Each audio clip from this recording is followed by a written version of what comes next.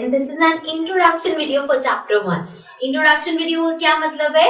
Introduction video means कि इस video के अंदर हम इस चैप्टर में जो भी कंसेप्ट्स है उनको डिस्कस करेंगे। अब उससे होगा क्या, जब आप एक्सरसाइजेस के क्वेश्चंस करोगे तो वो क्वेश्चंस के जो कंसेप्ट्स या टॉपिक्स यूज होंगे वो आपको ऑलरेडी आते होंगे, सो वो क्वेश्चंस आपके लिए इजी हो जाएंगे। इसलिए ये इंट्रोडक्शन वीडियो है जिसके अंदर हम सारे चैप्टर्स के कंसेप्ट्स डिस्कस करेंगे। Okay, so coming to the chapter, the name of the chapter is rational numbers. So rational numbers होता क्या है? सबसे पहले अभी तक जो हमने पढ़ा होल नंबर्स पढ़े हैं। होल नंबर्स क्या होते हैं?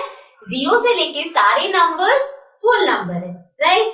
नेचुरल नंबर्स 1 से लेके सारे नंबर्स नेचुरल नंबर है।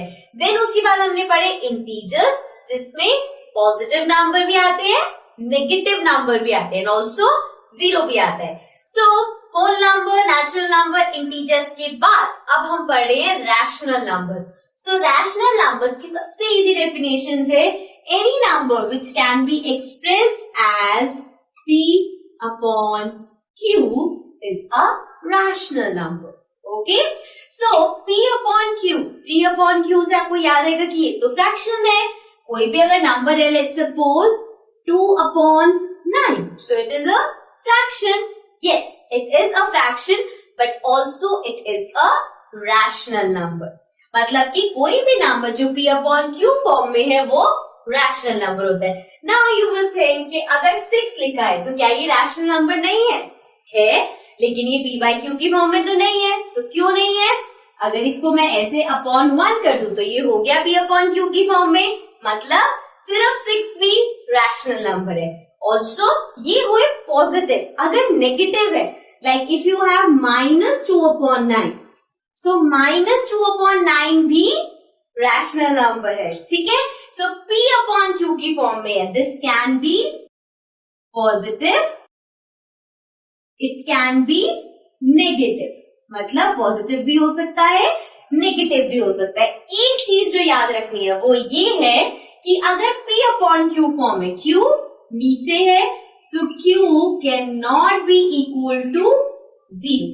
क्यों? अगर आप लिखते हो 2 upon 0, सो बेटा इसका हो जाता है नॉट डिफाइंड, इसलिए q को हम 0 नहीं ले सकते। ओके, अदरवाइज सिर्फ 0 लोगे तो 0 भी एक रैशनल नंबर है। Okay, so this was about rational numbers. Now let's come to the next topic.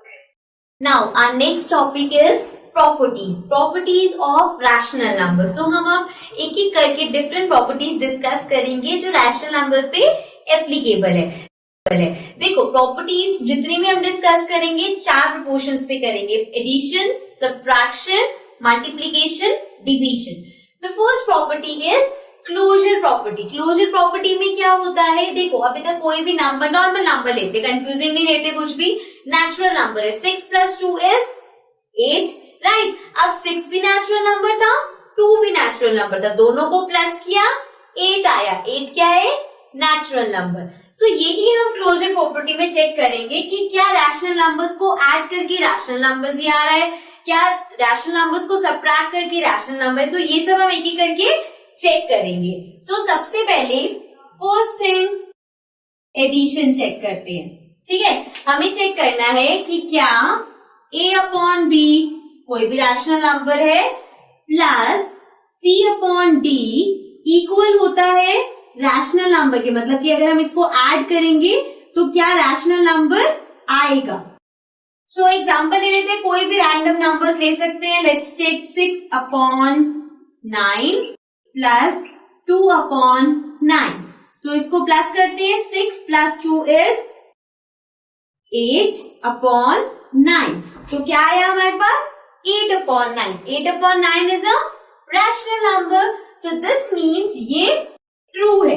a upon b plus c upon d is equals to a rational number. अगर दो rational numbers को add करेंगे तो rational number ही आएगा।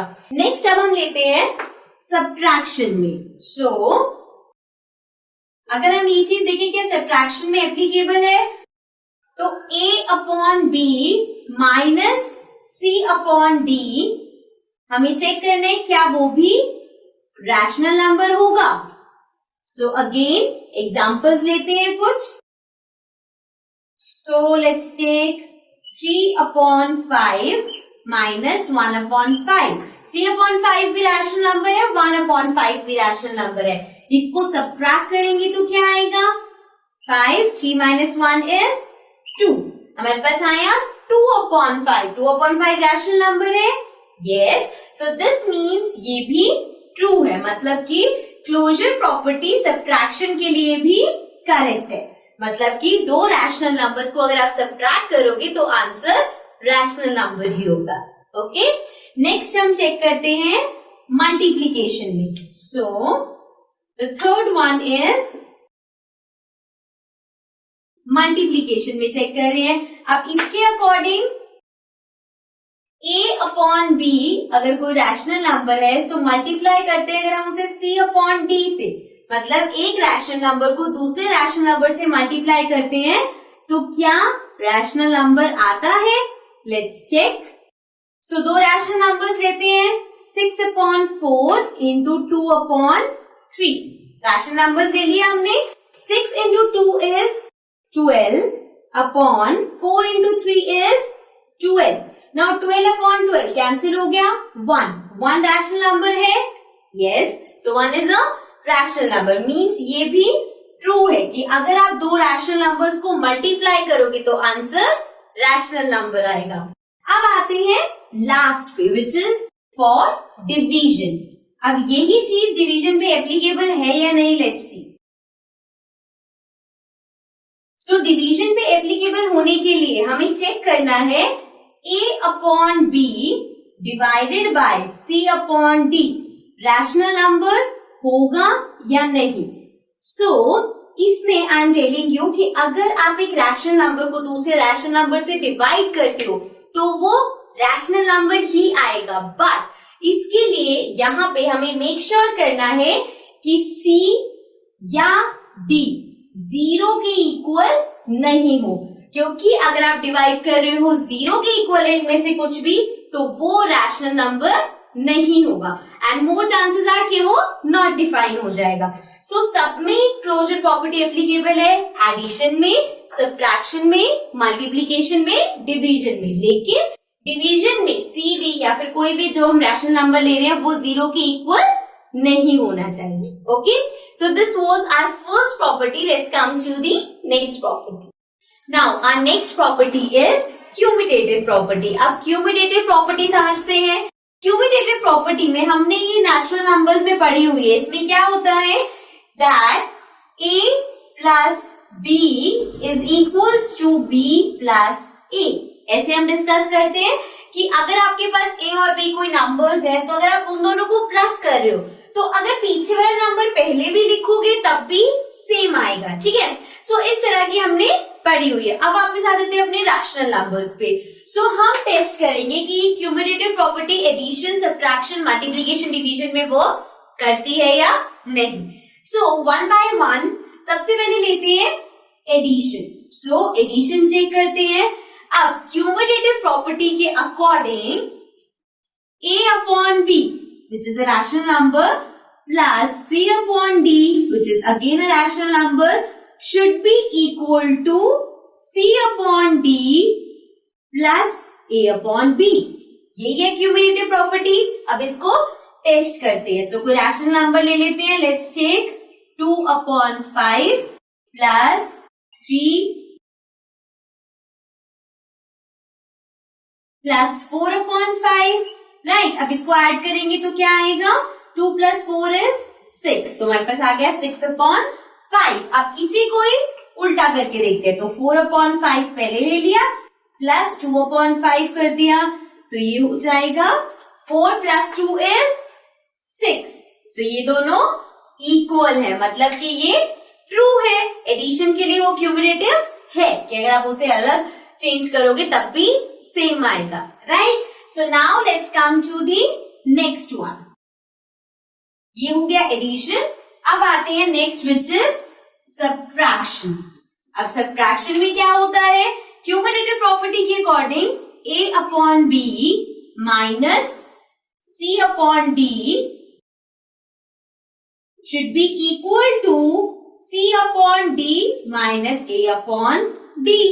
Right. अब इसको हमें करना है चेक। सो अगर एग्जाम्पल ले हम, लेट्स टेक 1/5 माइनस 3/5। अभी हम जो भी एग्जाम्पल्स ले रहे हैं उसमें डिनोमिनेटर्स सेम ले रहे हैं ताकि कैलकुलेशन कॉम्प्लिकेटेड ना हो।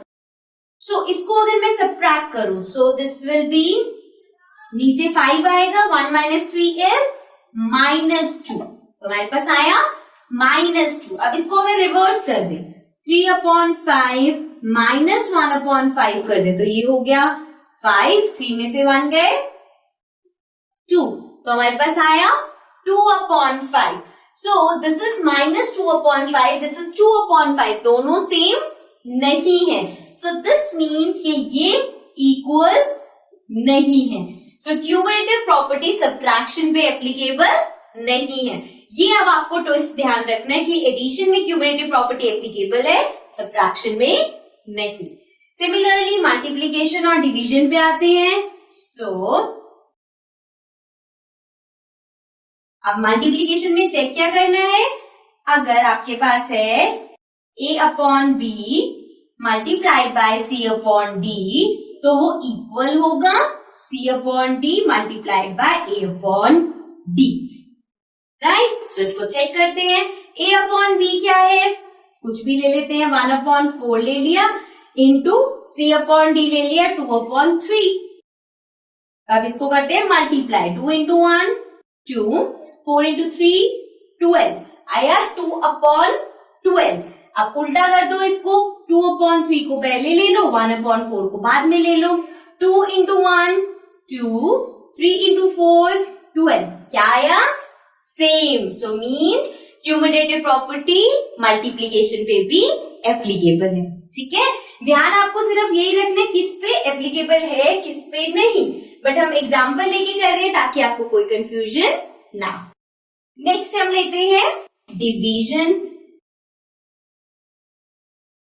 अब क्यूमुलेटिव प्रॉपर्टी के according a/b divided by c/d equal होना चाहिए c/d डिवाइडेड बाय a/b। सो अब इसको चेक करते हैं ऐसा है या नहीं।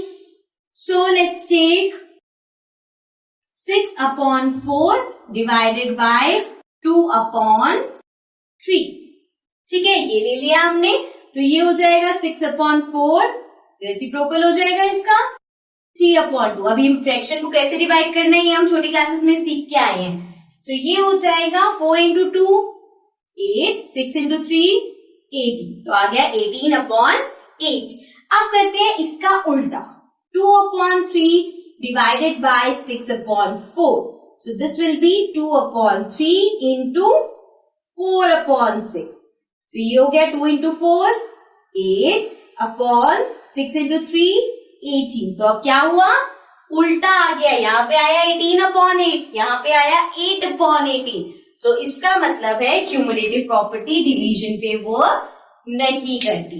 सो हमने क्यूमुलेटिव प्रॉपर्टी में पढ़ा कि एडिशन में वर्क करती है, सब्ट्रैक्शन में वर्क नहीं करती, मल्टीप्लीकेशन में करती है, डिवीजन में नहीं करती। So cumulative property is applicable on addition, multiplication, but not on subtraction and division. Okay, so this was our second property. Let's come to the next property. Now our next property is associative property. अब associative properties में हमारे पास 3 numbers होते हैं, it can be integers, it can be rational numbers.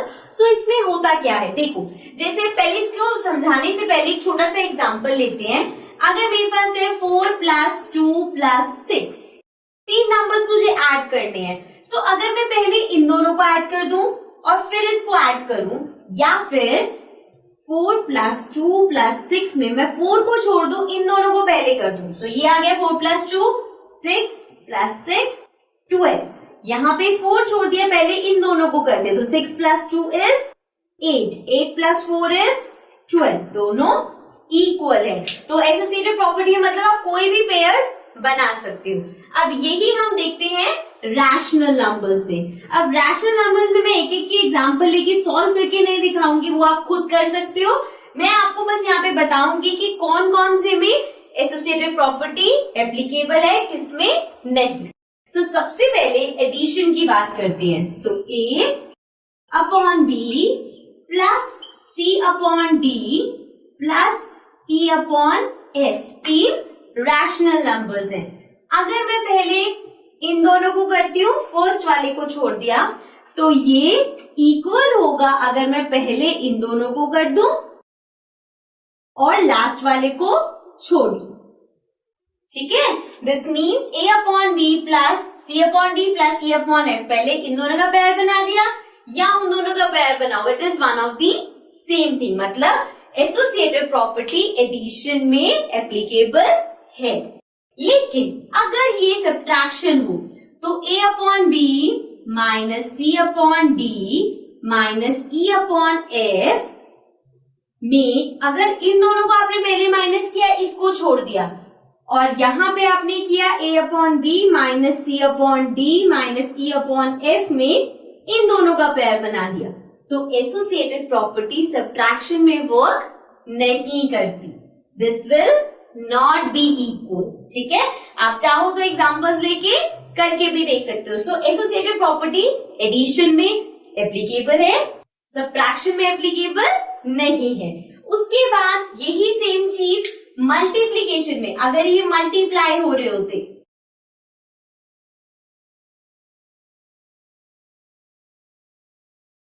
तो ये applicable है. मतलब कि A upon B into C upon D into E upon F होता तो इन दोनों के पेयर्स बनाओ या इन दोनों के, वो सेम चीज होती. तो मतलब कि एडिशन मल्टीप्लीकेशन में एप्लीकेबल है.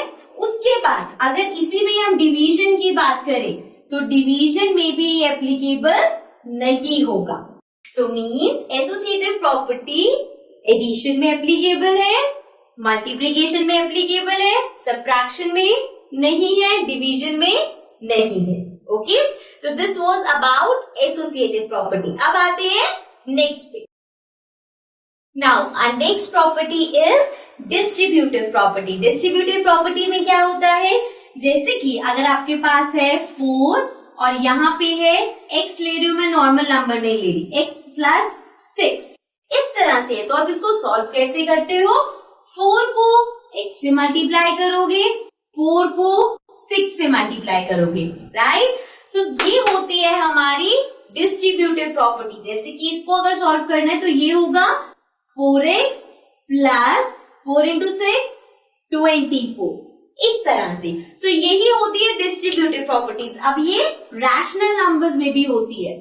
सो अगर आपके पास रैशनल नंबर है A upon B and then अंदर ब्रैकेट में है C upon D plus E upon F, तो ये इक्वल होगा, पहले AB CD से मल्टीप्लाई होगा, so AB into CD plus then AB multiply होगा E अपॉन F से, so A upon B into E upon F, right. So ये property होती है डिस्ट्रीब्यूटिव प्रॉपर्टी. अब इसमें जब आप इसे यूज करोगे तो ज्यादातर यूज कैसे होता है, आपको इस तरह से ओपन करके दे रखा होगा. सो आप देखोगे यहाँ पे दो चीजें सेम है, जैसे A अपॉन बी सेम है, तो जब दो चीजें सेम होगी तो हम उसको इस तरह से लिख देते हैं कि उसको बाहर ले लिया, बाकी दोनों अंदर. So this is our distributive property. अब ये एडिशन में भी वर्क करती है. जैसे यहाँ पे आपके पास प्लस है, अगर यहाँ पे माइनस होता तब भी, यहाँ पे अगर माइनस है तो हम ये जो प्लस किया है उसको माइनस कर देते, बाकी सेम रहता. मीन्स अगर यहाँ माइनस है तो ये हो जाता A upon B into C upon D minus A upon B into E upon F. Okay, so ये प्लस में भी माइनस में भी दोनों में डिस्ट्रीब्यूटिव प्रॉपर्टी वर्क करती है. Okay, now let's come to the next topic. Now our next topic is additive inverse. So additive inverse क्या होता है, इसको अगर हम सिंपली समझे बिना किसी प्रॉपर्टी के, तो वो ये होता है, अगर आपके पास कोई भी रैशनल नंबर है, जैसे P अपॉन Q है, और इस P अपॉन Q का आपको एडिटिव इनवर्स लिखना है, तो वो क्या होता है, it will be minus P upon Q. मतलब अगर पॉजिटिव है तो वो नेगेटिव बन जाएगा. सिमिलरली अगर आपके पास हो माइनस A अपॉन B, सो उसका एडिटिव इनवर्स हो जाएगा a अपॉन b, इसमें माइनस हट जाएगा, मतलब एडिटिव इनवर्स में आपको सिर्फ साइन चेंज करना है। अब इसका रीजन ये होता है कि इसकी आइडेंटिटी के अकॉर्डिंग अगर आप एक पॉजिटिव रैशनल नंबर को एक नेगेटिव रैशनल नंबर से ऐड कर रहे हो तो वो 0 आता है। सो ये इसकी आइडेंटिटी है, बट आपको सिर्फ ये याद रखना है क्योंकि क्वेश्चन ऐसे आएगा, राइट द एडिटिव इनवर्स। तो अगर पॉजिटिव है तो उसको नेगेटिव कर दो, नेगेटिव है तो उसको पॉजिटिव कर दो। Okay, so this is additive inverse. इसी तरह हमारे पास एक होता है मल्टीप्लीकेटिव इनवर्स। सो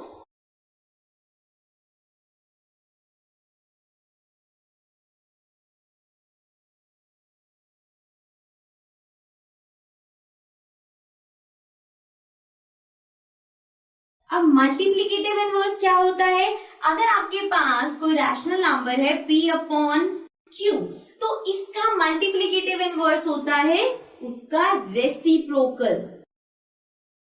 मतलब अगर आपके पास कोई भी रैशनल नंबर है p अपॉन q में, तो इसका एडिटिव इनवर्स हो जाएगा q upon p, right? Denominator numerator बन जाएगा और न्यूमरेटर डिनोमिनेटर बन जाएगा, मतलब कि इसका रेसिप्रोकल हो जाएगा। सो लेट्स सपोज आपके पास है 4 अपॉन 6, सो 4 अपॉन 6 का मल्टीप्लीकेटिव इनवर्स क्या होगा?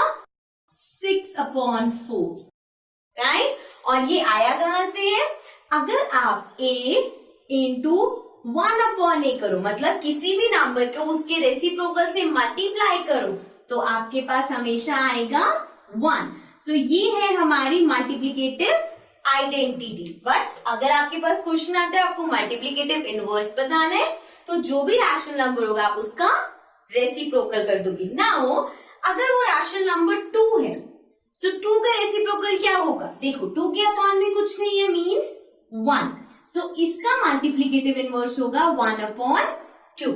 Okay, so this was about additive inverse and multiplicative inverse. Now let's come to the next topic.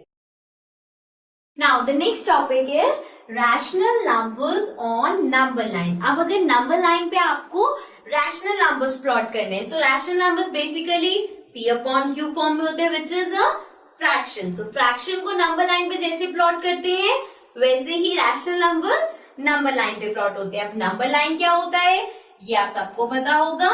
So if I draw this line, इसके mid में हमने लिया 0, right side पे पॉजिटिव नंबर्स, लेफ्ट साइड पे negative numbers, right?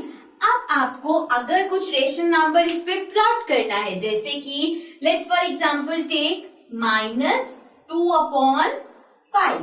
सो -2 upon 5 ले लिया हमने, ये नेगेटिव है, नेगेटिव मीन्स लेफ्ट साइड पे होगा, और जो फ्रैक्शन है वो है 2 अपॉन 5। तो सबसे पहले हमें चेक करना पड़ेगा कि ये 2 अपॉन 5 किन दो नंबर्स के बीच में लाई करेगा। सो उसके लिए हम 5 को डिवाइड करेंगे 2 से, राइट? सो 5 इंटू 0 इज 0, नीचे आया 2, देन पॉइंट लगाएंगे, this will become 20 and 5 into 4 is 20। अब यहाँ पे ये पूरा कट हो गया, अगर नहीं भी होता तो हमें सिर्फ ये देखना था कि ये 0 पॉइंट आ रहा है। अगर ये होता 1 पॉइंट समथिंग या 2 पॉइंट समथिंग तो कैसे पता चलेगा? 0 पॉइंट समथिंग मतलब 0 और 1 के बीच में, 1 पॉइंट समथिंग 1 और 2 के बीच में, 2 पॉइंट समथिंग आता तो 2 और 3 के बीच में, इस तरह से। अब ये 0.4 है, मतलब 0 और 1 के बीच में आएगा। 1 क्या है? यहाँ पे नेगेटिव है, तो ये 0 और 1 नहीं, 0 और -1 के बीच में आएगा। सो नंबर लाइन ड्रॉ करते हैं, 0 यहां ले लेते हैं बिकॉज हमें नेगेटिव साइड ही प्लॉट करना है, और यहां पे ले लिया मैंने 1। इतने डिस्टेंस पे क्यों लिया? बिकॉज इसके बीच में हमें नंबर्स प्लॉट करने हैं। सो अब हमें पता चल गया कि -2 अपॉन 5 0 और -1 के बीच में आएगा। सो आपको क्या करना है? डिनोमिनेटर देखना है, डिनोमिनेटर 5 है, मतलब 0 से लेके -1 तक इसको 5 पार्ट्स में डिवाइड करना है। सो दिस विल बी 1 2 3 4 5, तो ये 5 पार्ट्स में हो गया। अब यहां से स्टार्ट होगा -1 अपॉन 5, -2 अपॉन 5, -3 अपॉन 5, -4 अपॉन 5 और ये -1 हो जाएगा -5 अपॉन 5 विच इज -1। अब हमें प्लॉट क्या करना था, -2 अपॉन 5, -2 अपॉन 5 कहाँ आया है, यहाँ पे, राइट। सो इस तरह से आप रैशनल नंबर्स को नंबर लाइन पे प्लॉट करते हो। Okay, so let's come to the next topic. Now the next and the last topic for this chapter is rational numbers between two rational numbers। अब अगर आपको दो rational numbers के बीच में rational numbers बताने, पहली बात तो दो rational numbers के बीच में बहुत सारे rational numbers possible हैं। Now the thing is कि होता क्या है, दो numbers के बीच में numbers मतलब सिंपल एग्जांपल लेते हैं, अगर मैं आपको बोलूं 2 और 7 के बीच में numbers बताओ, तो 2 और 7 के बीच में 3 आता है, 4 आता है, 5 आता है, 6 आता है, राइट। ऐसे ही अगर आपको रैशनल नंबर्स के बीच में बताने हैं, सो उसके लिए एग्जांपल लेते हैं। लेट्स सपोज हमने ले लिया नेगेटिव नंबर लेते हैं इस बार, -2 अपॉन 5 और 1 अपॉन 2, ये दोनों रैशनल नंबर्स हैं। अब इन दोनों रैशनल नंबर्स के बीच में आपको रैशनल नंबर्स बताने, तो कैसे फाइंड करेंगे, सबसे पहली चीज जो इसमें करनी है वो ये है कि आपको इसके डिनोमिनेटर्स को सेम बनाना पड़ेगा। सो डिनोमिनेटर क्या है, 5, 2। अब इसको सेम कैसे बनाओगे, दोनों का कॉमन मल्टीपल देखोगे। सबसे पहला जो कॉमन मल्टीपल है वो है 10, 5 के टेबल में भी आता है, 2 के टेबल में भी, तो इसको चेंज करते हैं। ये हो जाएगा -2 अपॉन 5, 5 को 10 बनाने के लिए 2 से मल्टीप्लाई कर दो, ऊपर वाले को भी 2 से मल्टीप्लाई कर दो, ये आ गया -4 अपॉन 5 इंटू 2 10। सो ये हो गया डिनोमिनेटर 10। सिमिलरली 1 अपॉन 2 को 10 बनाने के लिए 5 से मल्टीप्लाई करेंगे, सो मल्टीप्लाई बाय 5, न्यूमरेटर भी हो जाएगा, ये आ गया 5 अपॉन 10। अब दोनों के डिनोमिनेटर्स सेम हो गए। अब -4 अपॉन 10 और 5 अपॉन 10 के बीच के नंबर्स बताने हैं। सिंस इनका डिनोमिनेटर सेम है तो सिर्फ ऊपर न्यूमरेटर देखो, -3 upon 10, -2 upon 10, -1 upon 10, 0, then 1 upon 10, 2 upon 10, 3 upon 10, 4 upon 10, right. ये सारे नंबर्स इन दोनों रैशनल नंबर्स के बीच के हैं, मीन्स ये सभी रैशनल नंबर्स इन दोनों के बीच के भी होंगे। ओके, अब यहाँ तो हमें बहुत सारे नंबर्स मिल गए।